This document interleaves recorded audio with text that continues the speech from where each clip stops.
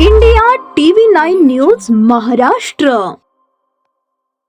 मंगळवेढा तालुक्यातील भाळवणी येथील कट्ट्यावर सुरू असलेल्या जुगार अड्ड्यावर पोलिसांनी टाकलेल्या धाडीत 7 जणांना ताब्यात घेत दुचाकी, मोबाईल, रोख रकमेसह 3,63,680 रुपयांचा मुद्देमाल जप्त केला असून पोलीस अंमलदार सिद्धनाथ अर्जुन शिंदे यांनी फिर्याद दिली असून पोलिसांच्या डायल 112 या आपत्कालीन क्रमांकावर भाळवणी येथील ग्रामपंचायत हद्दीत काही लोक रम्मी नावाचा जुगार पैशांची पैज लावून खेळत असल्याची खात्रीशीर माहिती मिळाली होती।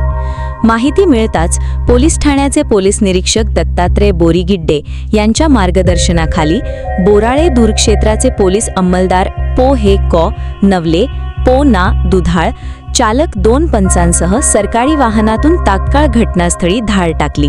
या दरम्यान दत्तात्रय बिले, रा खोमनाळ, मनोहर घुले, संभाजी चव्हाण, सोमनाथ दोडके, चनबसू स्वामी, दामाजी साखरे, गणपत माने सर्वजण रा भाळवणी तालुका मंगळवेढा यांना ताब्यात घेत गुन्हा दाखल करण्यात आला आहे। पो हे कॉ नवले पुढील तपास करत आहेत। घटनास्थळी वडाचे व लिंबाचे मोठे झाड भर चौकात असल्यामुळे अनेक सर्वसामान्य नागरिक कडक उन्हामुळे या झाडाच्या सावलीच्या आडोशाला आपल्या दुचाकी लावून ठेवलेल्या असतात।